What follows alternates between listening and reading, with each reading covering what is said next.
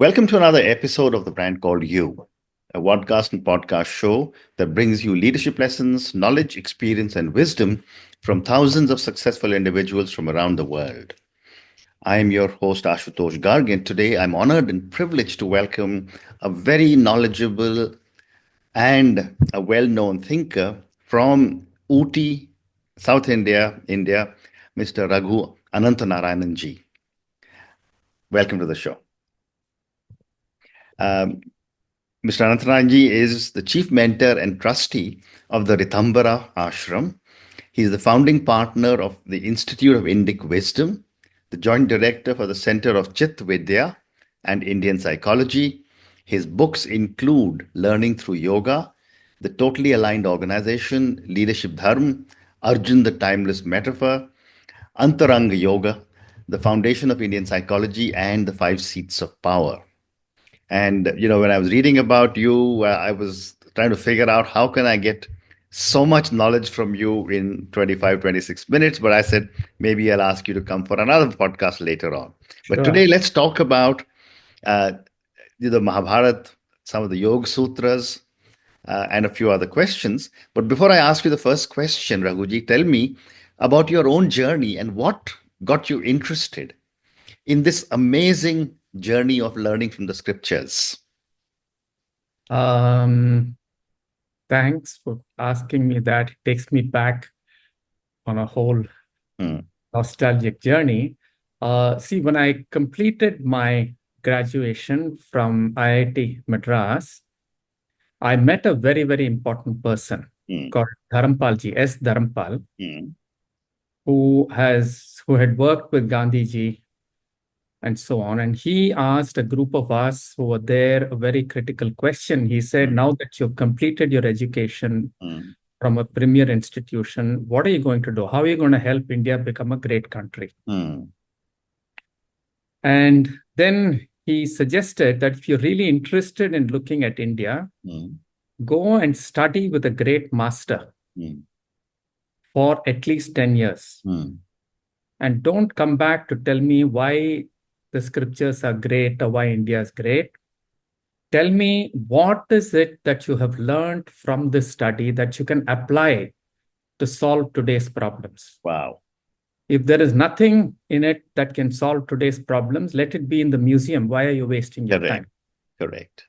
Yeah, so there's a group of us. The organization was called the People's Patriotic Science and Technology. And all of us who were there took up his injunction almost very seriously. Obviously, those who didn't like what he said were not part of the group, right? And many of us have gone on to do very, very interesting work where we brought together traditional understanding, modern science, and brought in several ideas from the tradition to look at contemporary problems and solve them. Now, I was focusing on the inner work, yoga and psychology, because I already had some familiarity with it.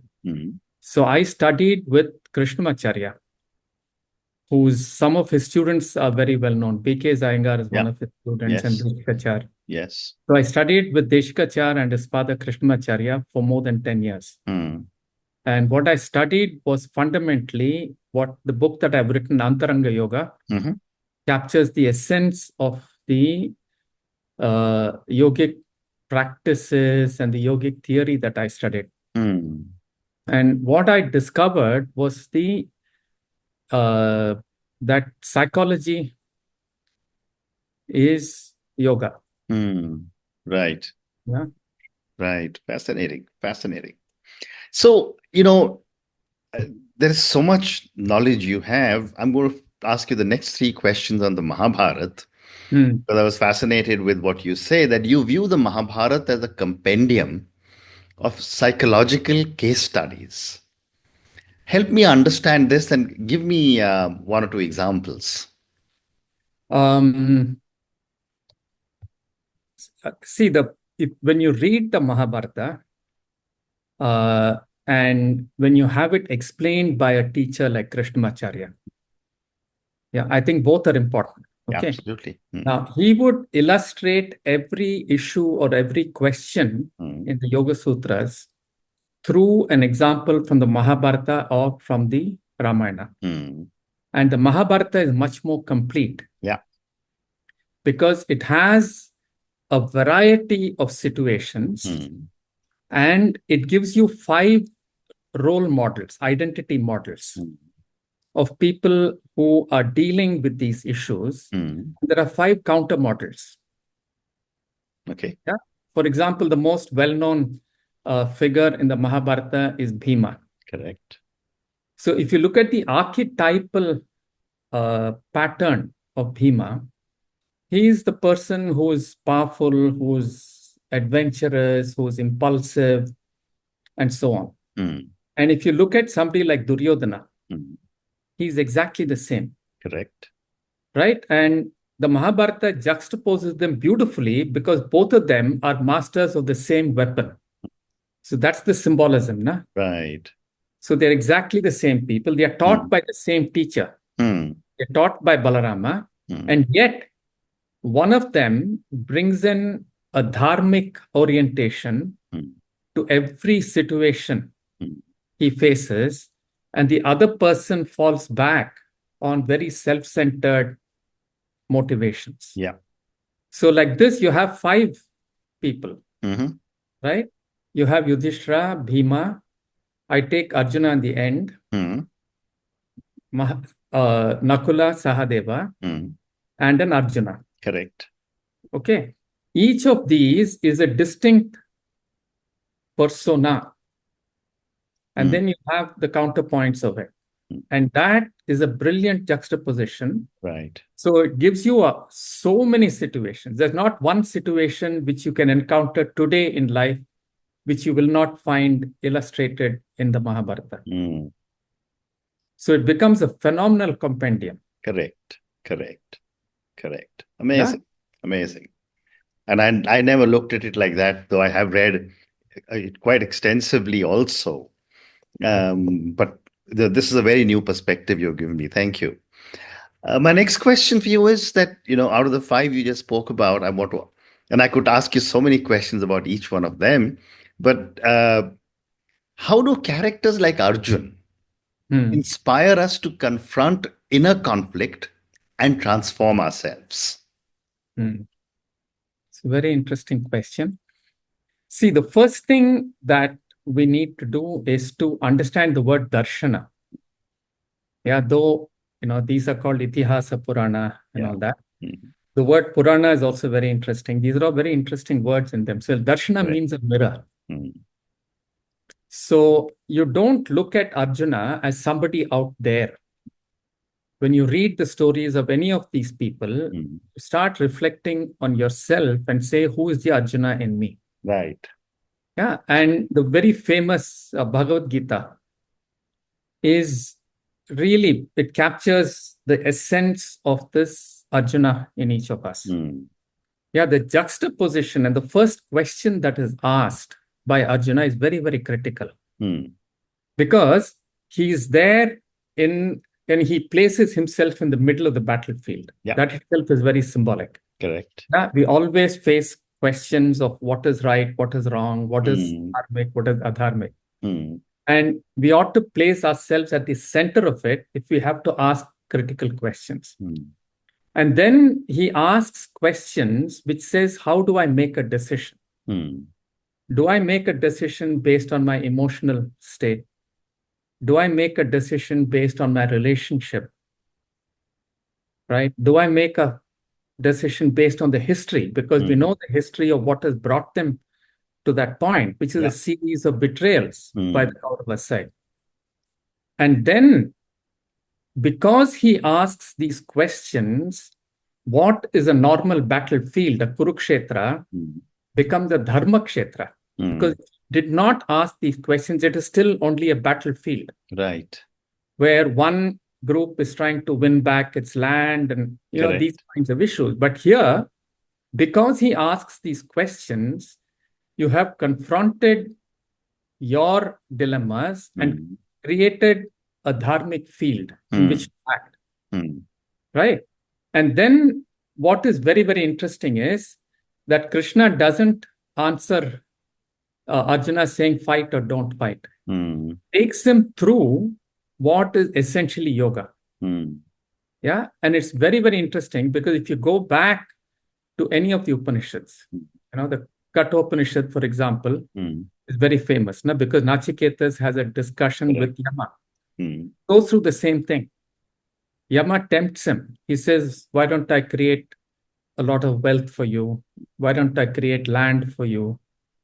Right? What about your relationships and so on? And Nachiketa says, none of these are meaningful. Please tell me the truth about life and death. Absolutely. And so on. Yeah.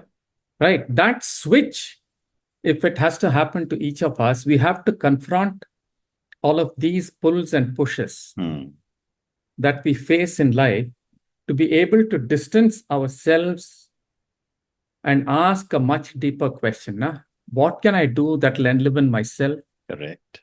Enliven people around me and enliven the world simultaneously. Very interesting. What a powerful response you give me. Thank you. I want to now talk to you a little bit about the Yoga Sutras.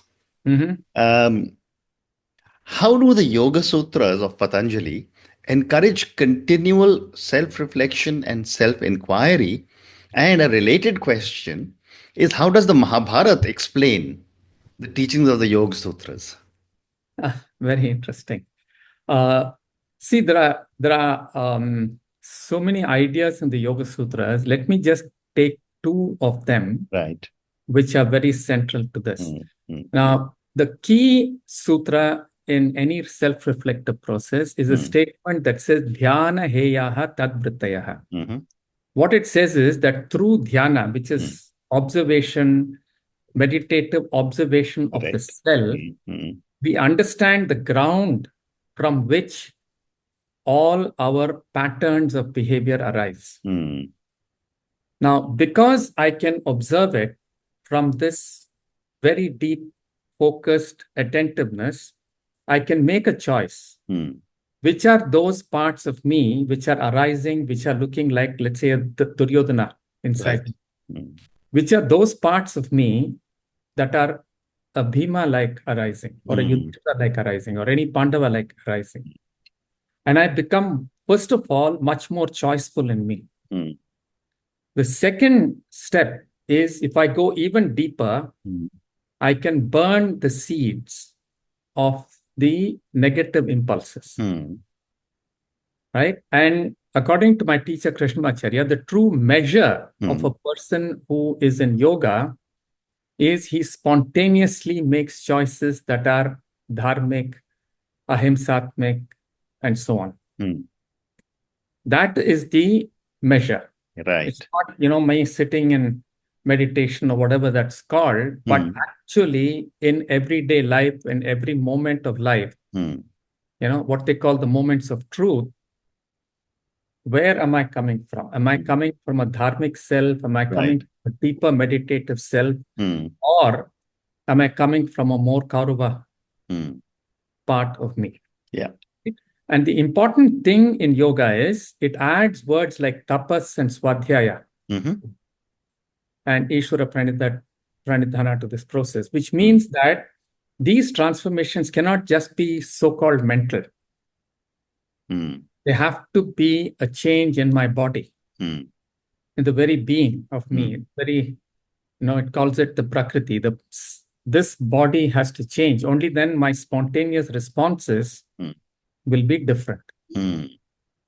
Yeah, and this is why it is so important. Most people don't realize also, Ashutosh ji, that one of the first texts to talk about yoga in detail is the Mahabharata. Right. Yeah, because every period of their vanavasa, their exile, they meet great teachers. Right. And they have long discussions about what is the right philosophy to live by. They actually use the word, what is the yoga that one has to live by? Sankhya theory. These are questions that are asked, of the sages by Yudhishthira or one of the Pandavas. And there'll be long discourses saying this is what yoga is. So the Yoga Sutras of Patanjali is actually a compilation of ideas that were already existing. It's not an original text. Correct.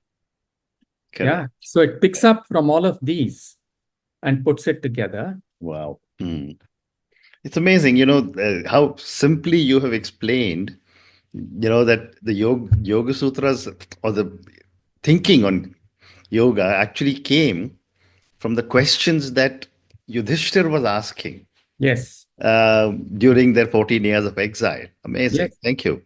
Yes. My next question, Raghuji, is what role does vairagya or non-attachment play in inner transformation and growth? See, if let me go back to Arjuna and the Bhagavad Gita. Yeah. What the first thing that Krishna does when he listens to Arjuna speaking about all the questions he asks, here are my teachers who are arrayed, my relatives, he asks him to be in vairagya. Because raga actually means an attachment to things that you see with your senses, Right. your relationships, and so on.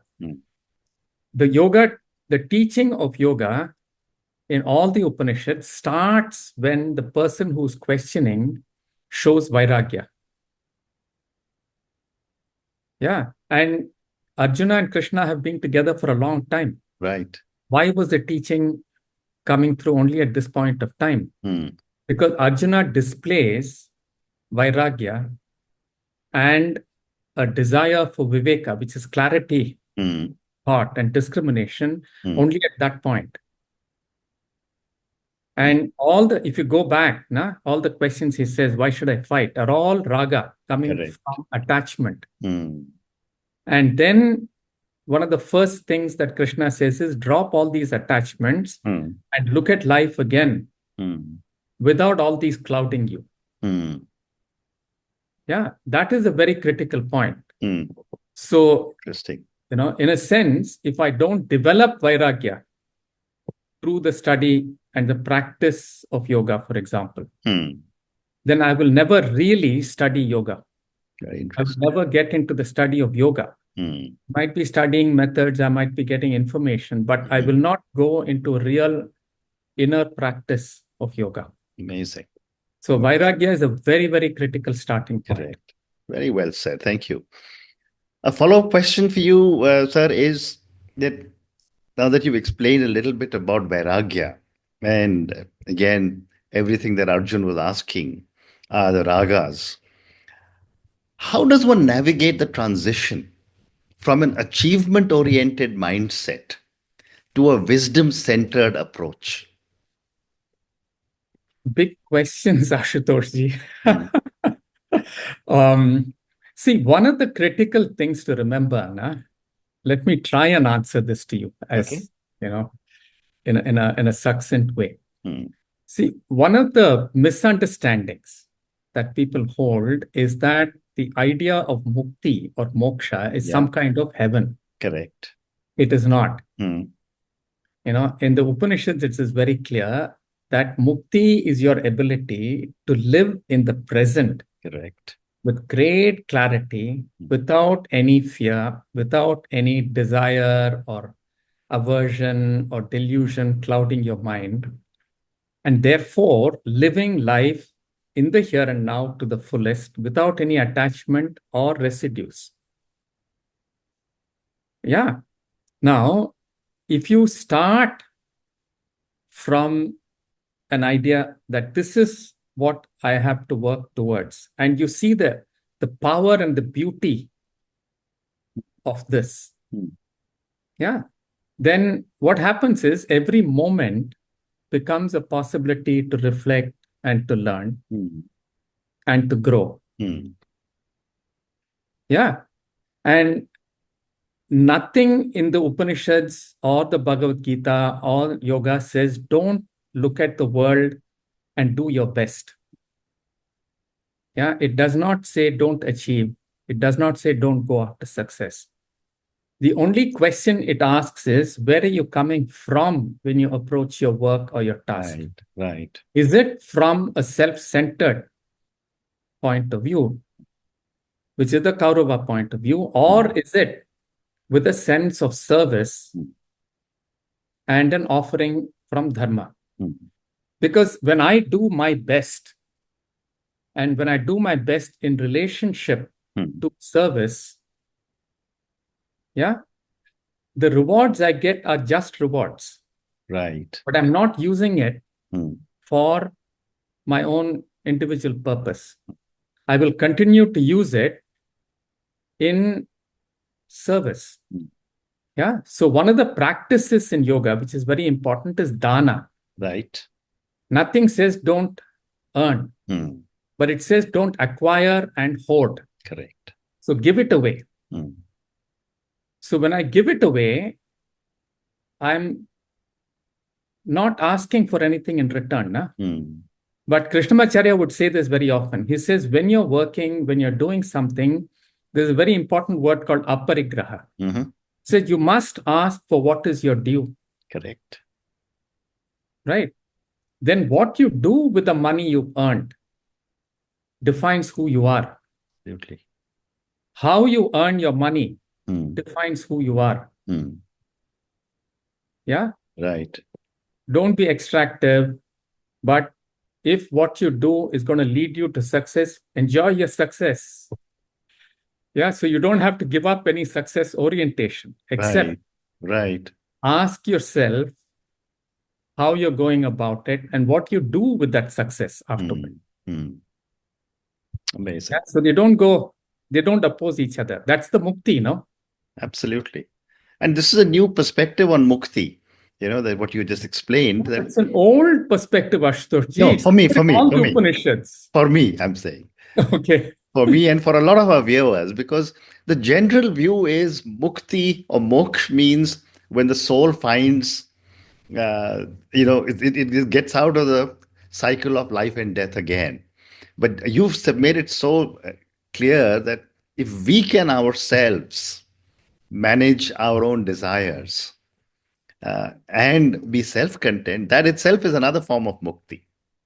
This is described almost exactly the way I tell you in the last verses of the Brahmananda Valli in Taittiriya Upanishad. I see. I just translated that for you. Fantastic. So I'm not making this up, Ashutosh. No. I'm not. So I'm just trying to reinforce everything you're saying for my own understanding. No, it's brilliant. When I first read it, I understood what you're saying. I was also completely surprised, and I said, "Wow, what a fabulous thought!" Correct. Absolutely. I'd love to keep just talking to you, but for the purpose of this conversation, I'm just giving my viewers and listeners a sampler menu of your incredible depth of knowledge. So I'm going to ask you one question on Chit as well, because that's another area that you have a lot of knowledge. How does the concept of Chit, or consciousness, help bridge the individual and collective aspects of transformation? See, we have to be a little careful in the English translations here, Ashutosh, because all Indic thought differentiates between consciousness, the conscious entity, which is either Purusha or Brahman or whatever, correct, and calls it Chiti Shakti. Chit is the Chiti Shakti. Now, if we translate Chiti Shakti as consciousness, then what we do with thought and what we normally call consciousness, we might have to use another word just for clarity. Okay. Like, for example, awareness. If I just, for our discussion right now, if we agree that we'll use these two words. Okay. Now, consciousness, as it's defined in yoga or in the Upanishads, is the substratum of everything in the universe. It is not an emergent phenomenon. It's a substratum of everything, right? And being the substratum of everything, as beings evolve, as manifestations evolve, right? Only the most superficial aspect of the manifestation is separated, right? Each of these levels of manifestation is given a distinct name. Right. Yeah, the final level is referred to as Visesha, which means distinct and differentiated. And what the yoga, the Upanishads, and all of these texts say is, if you get caught and identify yourself as a human being with only what you experience at this level of differentiation, you will fall into dukkha, you will experience fear, and you will experience desire. Yeah. So it says, if you simply think a little bit, the first contemplations that are taught to you in the Upanishads, for example, is to just look at the fact that everything in me that I can see through my senses and everything I see through my senses are identical. Yeah, I'm composed of food, right? I'm not different from you, and so on. So it says the more you understand the nature of the world that you see, the more you understand yourself, you understand that they're identical. So the moment you examine it like this and you see they're identical, you drop the sense of me as a separate being. And with that, your fear and desire drop away. So it actually asks you to go into each deeper level with the same contemplation till you arrive at and come to rest in what it calls the space of ananda, of deep, right, what you call contentment and consciousness. joyousness. That you will come to rest there if you simply understand that there's nothing in me, either at the visible level nor at any deeper level, that is in any way different from anything in the world. Amazing. So it's more than just deep interdependence. It goes further than what is called Ubuntu and so on. That is the dharmic core. That is what upholds you. Dharma actually means that which upholds me. Right? So it says that which upholds you is intrinsically connected. It's only when you let go of this deep knowing in us that you fall into greed, you fall into all of these things. Yeah. But if the moment you realize that, you will act in ways that are dharmic. You will not say that I possess something when you know that whatever you possess is going to go away the moment you die. Correct. Everything is so ephemeral that it's also ephemeral. So enjoy it while it's there. Absolutely. But don't get too possessive about anything, including your own body. Absolutely right. But on that note, Raghuji, we run out of time. I wish I could just keep talking to you. But I want to say thank you for enlightening us. And as I said a few minutes back, for my viewers and listeners, this was really a sampling menu of the incredible depth of knowledge you have. And I'm hoping that in the next 5-6 months, I'll be able to do not one, but another 2 or 3 conversations with you, talking about some of your books, Learning Through Yoga. I'd love to talk to you in much greater depth about Arjun. I think he's such an incredible character that, I'd love to learn more about him. I'd also love to talk to you a little bit about the Antaranga Yoga. And, the fourth one I'd love to go into much more detail is Chitta Vidya. These are amazing areas that, my viewers and listeners would want to try and understand in a little more depth from someone as knowledgeable as you. Thank you for speaking to me. And questions, Ashutoshji, the questions you asked were really good. Thank you. Really good. Thanks a lot for that. Made me think. But there were so many I couldn't cover. But thank you so much. Thank you very much. Thank you. Thank you for listening to the Brand Called You videocast and podcast, a platform that brings you knowledge, experience, and wisdom of hundreds of successful individuals from around the world. Do visit our website www.tbcy.in to watch and listen to the stories of many more individuals. You can also follow us on YouTube, Facebook, Instagram, and Twitter.